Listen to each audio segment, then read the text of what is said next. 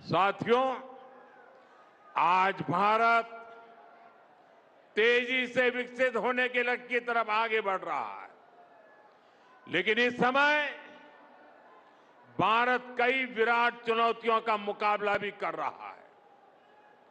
साथियों, कोरोना काल के दौरान ही दुनिया सप्लाई चेन के बहुत बड़े संकट से घिर गई थी। कोविड के बाद यूक्रेन में युद्ध शुरू हो गया, उसने दुनिया की परेशानियां और बढ़ा दी। फूड, फ्यूल, फर्टिलाइजर, इन तीनों चीजों पर गंभीर प्रभाव पड़ा। बीते 5-6 वर्षों में इस संकट से निपटने के लिए हमारी सरकार निरंतर प्रयास कर रही है। आपको याद होगा, उस समय और आज भी फर्टिलाइजर की एक एक बोरी दुनिया में 3-3 हजार रुपये में बिक रही थी। एक बोरी का 3,000 रुपया। कितना? आप बताएंगे एक बोरी का कितना? आंकड़ा नहीं, बोलिए मुंह से। 3,000 रुपया एक बोरी का। कितना? एक बोरी का कितना? एक बोरी का कितना? और भारत के किसानों को वही खाद की बोरी 300 से भी कम रुपये में दी जा रही है। 3,000 के सामने 300 रुपये में।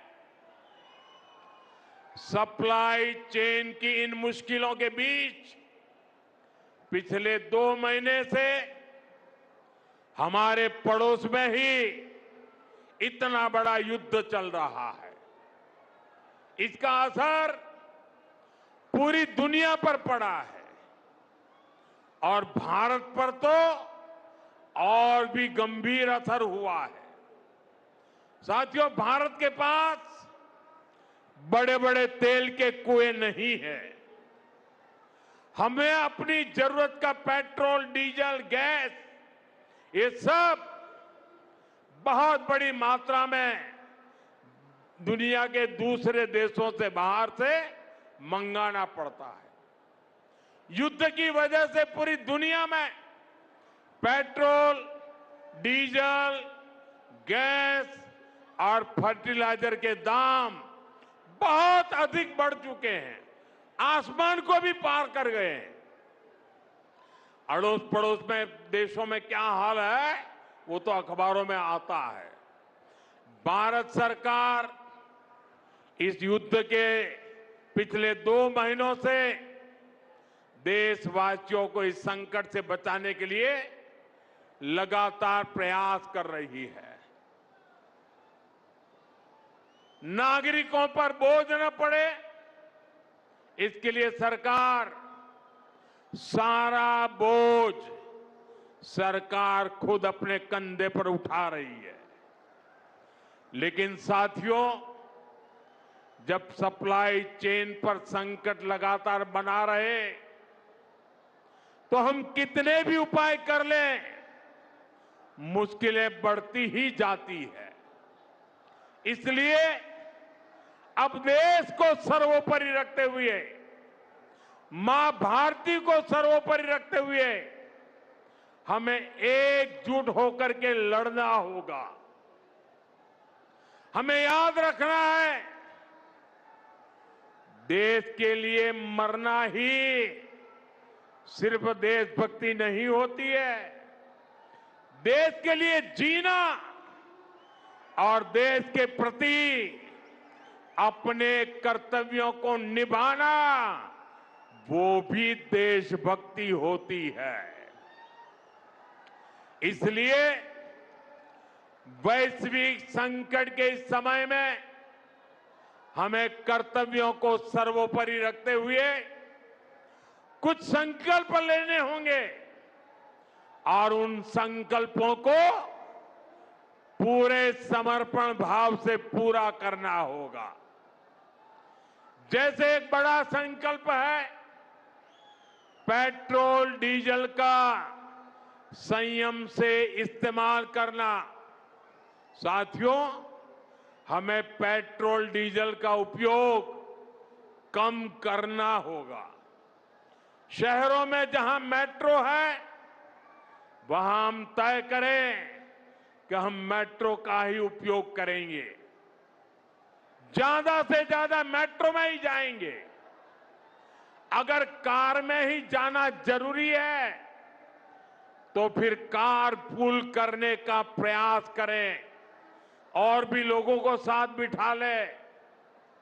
अगर हमें कहीं सामान भेजना हो तो कोशिश करनी है कि वह ज्यादा से ज्यादा रेलवे गुड्स के जो ट्रेन होती है रेलवे की सर्विसेज से भेजें, ताकि इलेक्ट्रिक रेलवे होने के कारण पेट्रोल डीजल की जरूरत नहीं पड़ती है।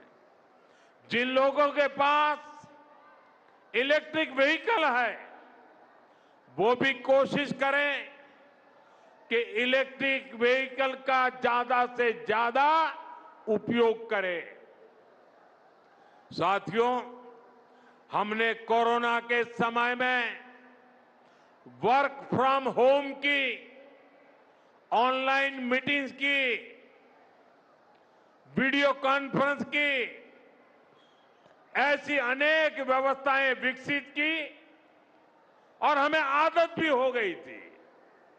आज समय की मांग ऐसी है कि उन व्यवस्थाओं को हम फिर से शुरू करें तो वो देश हित में होगा। Work from home, online conferences, virtual meetings, इनको हमें फिर से प्राथमिकता देनी है। साथियों, आज जो संकट है उसमें हमें विदेशी मुद्रा बचाने पर भी बहुत जोर देना होगा, क्योंकि दुनिया में पेट्रोल डीजल इतना ज्यादा महंगा हो गया है, पहले से कई गुना ज्यादा कीमतें बढ़ गई है। तो हम सबका दायित्व है कि पेट्रोल डीजल की खरीद पर जो विदेशी मुद्रा खर्च होती है, पेट्रोल डीजल बचाकर हमें वो मुद्रा भी बचानी है। इसके लिए हमारे छोटे छोटे प्रयास भी देश की बहुत मदद कर सकते हैं। जैसे आजकल जो विदेशों में शादियों का, विदेशों में घूमने का, विदेशों में वैकेशन पर जाने का मिडिल क्लास में कल्चर बढ़ता जा रहा है।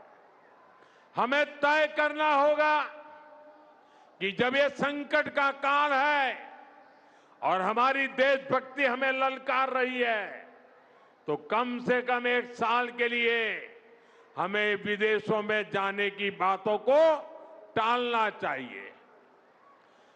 भारत में बहुत सारी जगह है, वहां हम जा सकते हैं, बहुत कुछ भारत में किया जा सकता है। इस बेटी को नीचे बिठाइए, उसे थक जाएगी, उस बेटी को बिठाइए। वो थैंक यू बेटा, थैंक यू, बैठिए, आप नीचे बैठिए। मैंने देख लिया बेटा, उसको देख लिया, अब आप बैठ जाइए। हाँ, इस छोटी बच्ची को क्यों परेशान करते हो भाई? इन बच्चों को बैठने दीजिए प्लीज, बच्चों को परेशान मत कीजिए जी। साथियों, हमें विदेशी मुद्रा बचाने के जो भी रास्ते हम लोग अपना सकते हैं हमें बचाना होगा। साथियों, गोल्ड यानी सोने की खरीद एक और पहलू है जिसमें विदेशी मुद्रा बहुत अधिक खर्च होती है। एक जमाना था जब संकट आता था, कोई युद्ध होता था तो लोग देश हित में सोना दान दे देते थे। आज दान की जरूरत नहीं है, लेकिन देश हित में हमको ये तय करना पड़ेगा कि साल भर तक घर में कोई भी फंक्शन हो, कोई भी कार्यक्रम हो, हम सोने के गहने नहीं खरीदेंगे, सोना नहीं खरीदेंगे। विदेशी मुद्रा बचाने के लिए हमारी देशभक्ति हमें चुनौती दे रही है और हमें इस चुनौती को स्वीकार करते हुए विदेशी मुद्रा को बचाना होगा। साथियों, ये समय एक और बड़े सबक का भी है। एक समय था जब हम कॉपर एक्सपोर्ट करते थे, लेकिन आज भारत के सामने स्थिति ऐसी बन गई कि अब हमें कॉपर को भी इंपोर्ट करना पड़ता है। हमारे देश में हड़तालें करवाकर कॉपर प्लांट्स को ठप करवा दिया गया और अब हालत ये हो गई कि हमें कॉपर बाहर से मंगाना पड़ता है और उसमें विदेशी मुद्रा खर्च होती है। इसलिए मैं ऐसे सभी श्रमिक समूह मजदूर संगठनों से भी कहूंगा कि हमें ऐसी बातों का जरूर ध्यान रखना चाहिए। भारत को आत्मनिर्भर बनने से जो भी कदम रोकते हैं, उनमें हमें दूरी बनानी होगी और जो लोग ऐसी साजिशों में जुटे हैं, उन पर भी कड़ी नजर रखनी होगी। मैं देश की अदालतों से भी आग्रह करूंगा कि ऐसी स्थिति आने पर देश हित में हमें कोई ना कोई रास्ता निकालने की तरफ बढ़ना चाहिए। साथियों, ऐसे ही खाने के तेल का भी है। इसके आयात के लिए भी बहुत बड़ी मात्रा में हमें विदेशी मुद्रा खर्च करनी पड़ती है। हर परिवार अगर खाने के तेल में खाने का तेल का जो उपयोग करता है, अगर वो कुछ कमी करे, मैंने बार बार कहा है 10% कम करो। अगर हम तेल खाना कम करें ना, तो भी वो देशभक्ति का बहुत बड़ा काम है। आप देश सेवा में योगदान दे सकते हैं और इससे देश सेवा भी होगी और देह सेवा भी होगी। इससे देश के खजाने का स्वास्थ्य भी सुधरेगा और परिवार के हर सदस्य का स्वास्थ्य भी अच्छा रहेगा। साथियों, विदेशी मुद्रा की खपत वाला एक और सेक्टर हमारी खेती है। हम बहुत बड़ी मात्रा में बाहर से केमिकल फर्टिलाइजर इंपोर्ट करते हैं। केमिकल फर्टिलाइजर खेती के कारण हमारी धरती मां को बहुत पीड़ा हो रही है। हमारे खेत बर्बाद हो रहे हैं। अगर आज हम अपने खेत को नहीं बचाएंगे तो भविष्य में फसलों पर भी खतरा आ जाएगा। इसलिए बहुत जरूरी है कि हम केमिकल फर्टिलाइजर की खपत 25%, 30%, 40%, 50% उसको घटाए, आधी कर दें और हम उसके साथ साथ नेचुरल फार्मिंग की तरफ बढ़ें। हम फर्टिलाइजर का उपयोग कम करके विदेशी मुद्रा भी बचा सकते हैं और साथ साथ अपने खेत को बचा सकते हैं, हमारी ये धरती मां को बचा सकते हैं। और यह हमें करना ही होगा। आज वैश्विक संकटों से जो चुनौतियां आई है, हमें उन चुनौतियों को परास्त करना होगा। साथियों, भारत सरकार खेतों में डीजल पंप की जगह सोलर पंप की योजना चला रही है। हम खेतों में डीजल पंप की जगह सोलर पंप का उपयोग करने का जोर देना होगा। मैं कोविड काल में भी आग्रह करता था कि हम स्थानीय चीजें खरीदें, वोकल फॉर लोकल के मंत्र को लेकर चले। हम मेड इन इंडिया चीजें खरीदकर भी विदेशी मुद्रा बचा सकते हैं और हमारे देश में स्थानीय उत्पादन की कोई कमी नहीं है। चाहे जूते हो, पर्स हो, बैग हो, हमें स्वदेशी पर बल देना चाहिए। और मैं ये नहीं कह रहा कि जो आपके पास विदेशी चीजें खरीदी हुई है, विदेशी ब्रांड की है, उनको जाकर के फेंक दो, ऐसा मैं नहीं कह रहा हूं। लेकिन मेरा आग्रह है कि नए विदेशी प्रोडक्ट हमें नहीं खरीदने चाहिए।